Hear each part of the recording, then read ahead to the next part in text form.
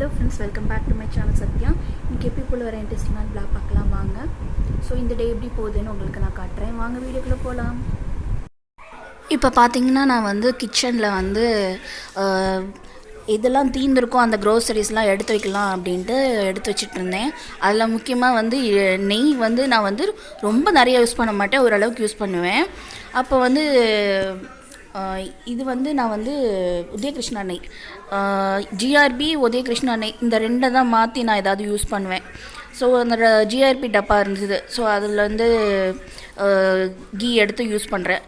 ஆனால் நீங்கள் வந்து நெய் வந்து டப்பாவாக வந்து வாங்குறத விட இந்த மாதிரி பேக்கெட் வாங்கி வச்சுக்கிட்டிங்கன்னா ரொம்ப அமௌண்ட் ஆகாது, ஓரளவுக்கு தான். நான் இதில் வந்து இந்த ஒரு டப்பா வாங்கினேன்னா ஒரு 2 பேக்கெட் வந்து வாங்கி அதில் வந்து இதை கொட்டி வச்சுடுவேன். ஊற்றி வச்சிட்டோன்னா நம்மளுக்கு வந்து நெய் வந்து ரொம்ப செலவான மாதிரி தெரியாது, அதனால நான் அப்படி பண்ணுவேன். இப்போ வந்து நான் வந்து நெய் வீட்டிலையே செய்யலாம் அப்படின்ட்டு, ஹோம்மேடே பண்ணலாம் அப்படின்ட்டு கொஞ்சம் இதுவும் யூஸ் பண்ணிக்குவேன், ஹோம்மேடும் கொஞ்சம் யூஸ் பண்ணிக்குவேன். சரி, ரெண்டையும் மாற்றி மாற்றி யூஸ் பண்ணுறப்போ வந்து நம்மளுக்கு வந்து நெய் வாங்குகிற காஸ்ட் கம்மியாகும். ஸோ அதனால் நம்மளுக்கு வந்து வீட்டில் எப்படி இருந்தாலும் பால் வந்து எல்லார் வீட்லையும் யூஸ் பண்ணுவோம். ஸோ அந்த ஆடை வந்து அதிகமாக யாரும் சாப்பிட மாட்டாங்க. ஆடை வந்து சிலர் சாப்பிடுவாங்க விரும்பி, முக்கால்வாசி பேர் சாப்பிட மாட்டாங்க. அந்த ஆடையை வந்து நம்ம வந்து ஸ்டோர் பண்ணி வச்சோன்னா நெய் வந்து ஈஸியாக பண்ணலாம். ஸோ அதனால் வந்து நான் நெய் பண்ணுறதுக்காக வந்து இப்போ வந்து சேர்த்துட்ருக்கேன், ஆடையெல்லாம் சேர்த்து வச்சிட்ருக்கேன். ஸோ நம்மளுக்கு வர ஆடை என்ன பண்ணணுன்னா, நம்மளுக்கு வர ஆடையெல்லாம் வந்து ஒரு டிஃபன் பாக்ஸில் போட்டு மூடி ஃப்ரீசரில் வச்சிடணும். ஃப்ரீசரில் வைக்கணும், ஃப்ரிட்ஜில் வைக்கக்கூடாது. ஃப்ரீசர் அந்த ஐஸ் ட்ரேலாம் வைப்போம்ல, அந்த மாதிரி இடத்துல வந்து வச்சிட்டிங்கன்னா அதை வந்து மொத்தமாக சேர்த்து எப்படி பண்ணணும்னு நான் உங்களுக்கு இன்னொரு வீடியோவில் காட்டுறேன். ஸோ இன்றைக்கி பார்த்தீங்கன்னா கிச்சன் ஓரளவு க்ளீன் பண்ணியாச்சு. மாவு ஆட்டியிருந்தேன், ஸோ மாவு ஆட்டிட்டு அந்த இதெல்லாம் அப்படியே இருந்தது கழுவாமல், அது மட்டும் ரிமைனிங் இருக்குது. இன்றைக்கி வந்து சாதம் வச்சுருந்தேன், கொஞ்சோண்டு சாப்பிட்டுட்டு மிச்சம் வச்சுட்டேன், சாப்பிட முடியலன்னு. ஸோ பருப்பு வச்சுருந்தேன், பருப்பும் சாதமும் வச்சுருந்தேன். ஸோ அப்பளம் கூட்டி சாப்பிட்டாச்சு. ஆம்லேட் போட்டு தரேன்னு சொன்னேன், பட் ஹஸ்பண்ட் வந்து வேணாம் அப்படின்ட்டாங்க. ஸோ அதனால் கிச்சன் ஓரளவுக்கு நீட்டாக இருந்தது இன்றைக்கி, ரொம்ப மெஸ்ஸியாக இல்லை. ஸோ முடிஞ்ச அளவுக்கு வந்து க்ளீனாக வச்சுக்கிட்டேன். இன்றைக்கி வந்து சாட்டர்டே, ஸோ ஹால் மட்டும். ஸோ இந்த சைட் பார்த்திங்கன்னா ஒரு 8 o'clock இருக்கும். ஸோ ஹஸ்பண்ட் வந்து சாங்ஸ் கேட்டுட்டு இருந்தாங்க. எனக்கு வந்து சிம்பு பிடிக்கும், ஹஸ்பண்ட்க்கு வந்து பிடிக்காது. எனக்கு ஓரளவுக்கு பிடிக்கும் சிம்பு, அவ்வளோதான். அந்த சாங் ஓடிட்டு இருந்தது, கேட்டுகிட்டே வேலை பார்த்துட்டு இருந்தேன். பார்த்திங்கன்னா 7:35 ஆகுது. நான் வந்து டீ போட்டுட்ருக்கேன், கொஞ்சம் வந்து பால் சூடு பண்ண வச்சுருக்கேன். அப்புறம் மத்தியானத்துக்கு பார்த்திங்கன்னா சாம்பார் வச்சுருந்தேன். ஸோ சாம்பாரும் சாதமும் வச்சு நாங்கள் சாப்பிட்டாச்சு. இன்றைக்கி டே பார்த்திங்கன்னா 23rd ஆகுது, செவ்வாய்க்கிழமை. இன்னும் ஆல்மோஸ்ட் வந்து டீ போட்டாச்சு, குடிக்கிறது தான் பேலன்ஸு. ஸோ குடிச்சிட்டு உங்களை நான் பார்க்குறேன்,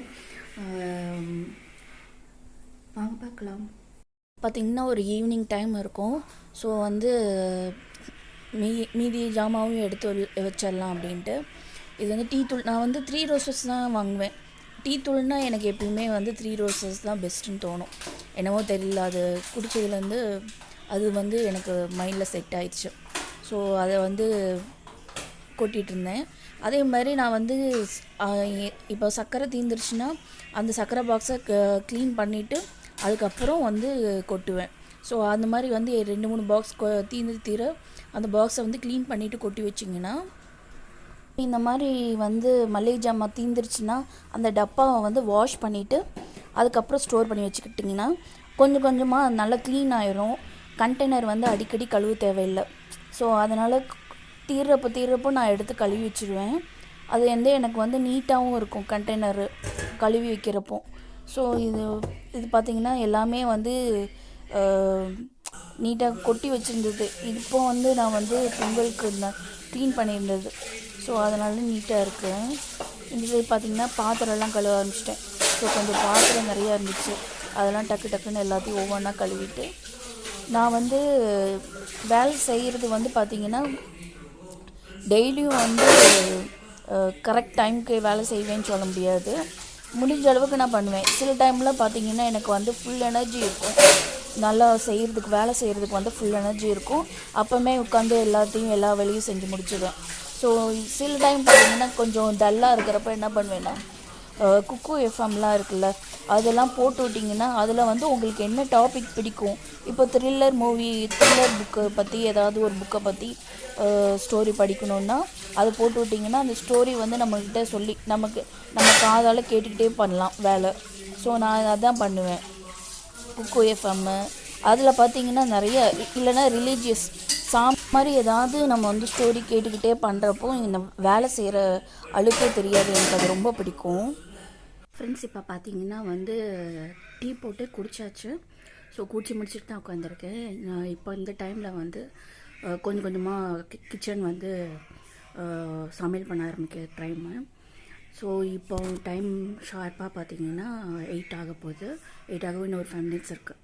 ஸோ வந்து இன்றைக்கி வந்து நான் வந்து சாம்பார் வச்சுருந்தேன். ஸோ வந்து இட்லி வைக்க போகிறேன். இட்லி இல்லைன்னா தோசை, அப்புறம் சட்னி செய்ய முடிஞ்சால் செஞ்சுருவேன். ஸோ செஞ்சு முடிச்சுட்டு இன்றைக்கி எங்களோட டே வந்து ஸ்மூத்தாக போச்சு. ஸ்கூல் ஓப்பன் ஆகி ஒன் வீக் ஆயிடுச்சு, ஆல்மோஸ்ட் 1 வீக் ஆயிடுச்சு. இப்போ இன்னும் வந்து ஒரு 2 days லீவ் வரும்னு நினைக்கிறேன்.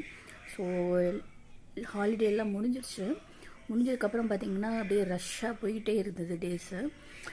காலையில் எந்திரிக்கிறது, அவர் கிளப்பி விட்றது, சாப்பாடு ஊட்டுறது, ஸ்கூலுக்கு போகிறது, அப்புறம் ரிட்டர்ன் வந்துட்டு சாப்பிட்டுட்டு எழுதிட்டு தூங்க வைக்கிறது. ஸோ இந்த மாதிரி டேஸ் வந்து பரபரப்பாக போயிட்டுருக்கு. இந்த டேஸில் வந்து எனக்கு வந்து ஹாலிடேஸ் வந்து நல்லா எண்டாச்சு.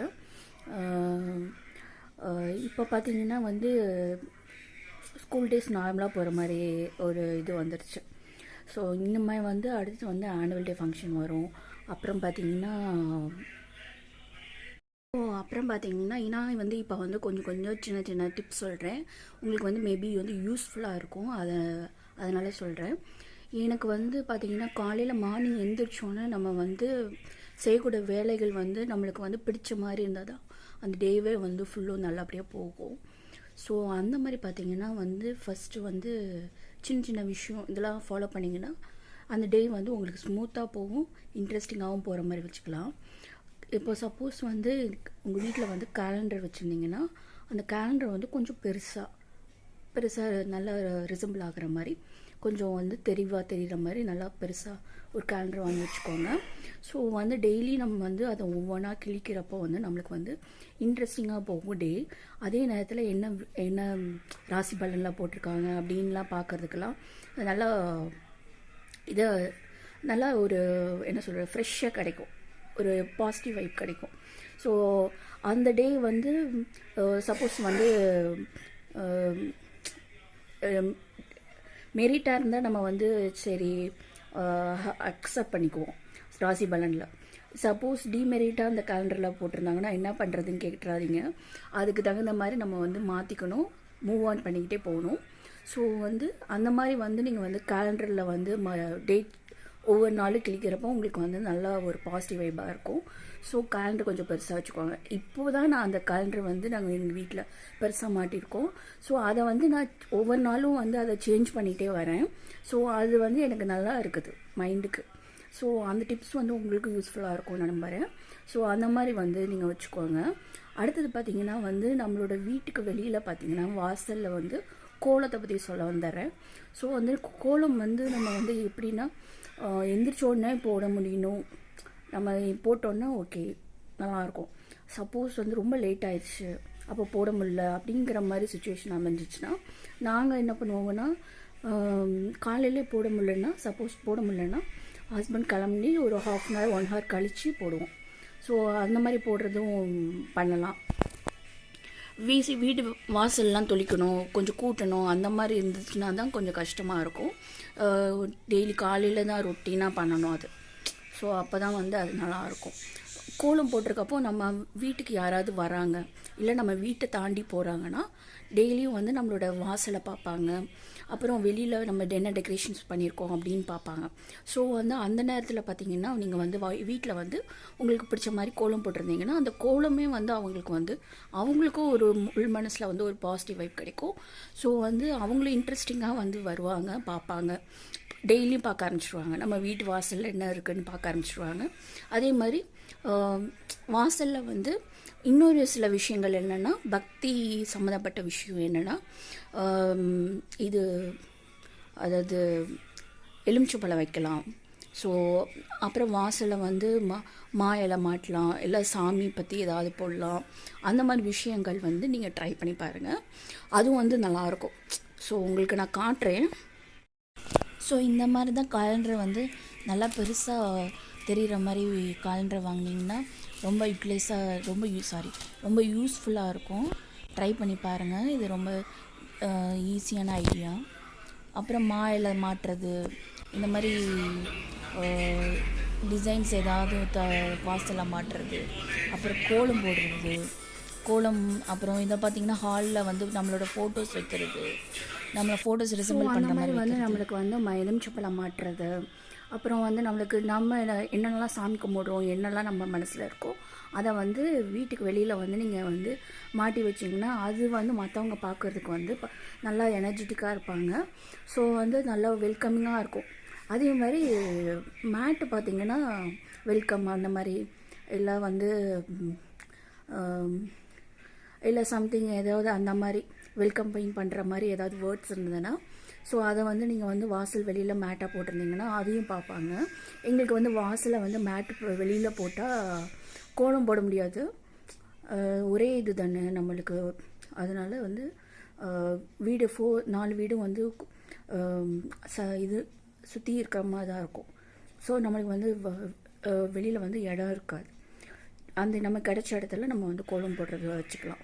ஸோ அதனால் அதுக்கப்புறம் பார்த்திங்கன்னா வாசலில் சப்போஸ் எங்களை மாதிரி நீங்கள் வந்து டைல்ஸ் வெளியில் வாசலில் இருந்துச்சுன்னா வாசலை நல்லா வந்து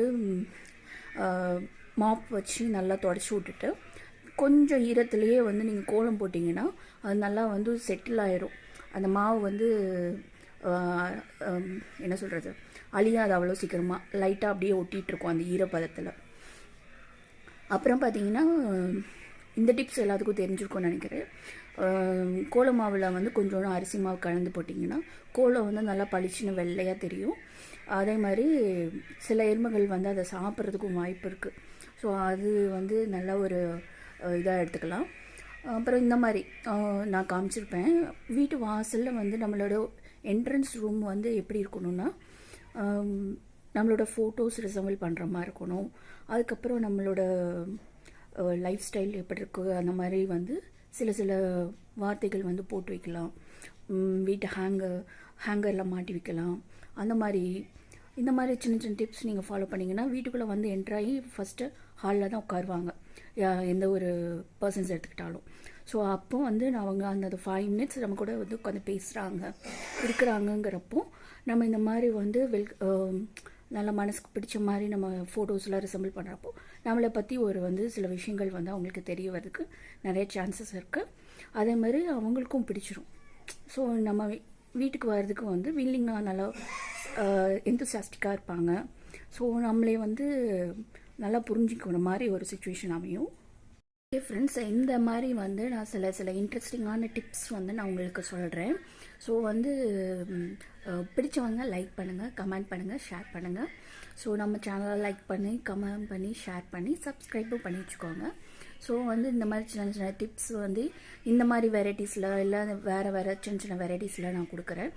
ஸோ வந்து அது உங்களுக்கு வந்து ஹெல்ப்ஃபுல்லாக இருக்கும் நம்புகிறேன். ஸோ இன்னொரு வீடியோட நான் உங்களோட மீட் பண்ணுறேன். until then take care, bye. Like, comment, share and subscribe my videos. Bye.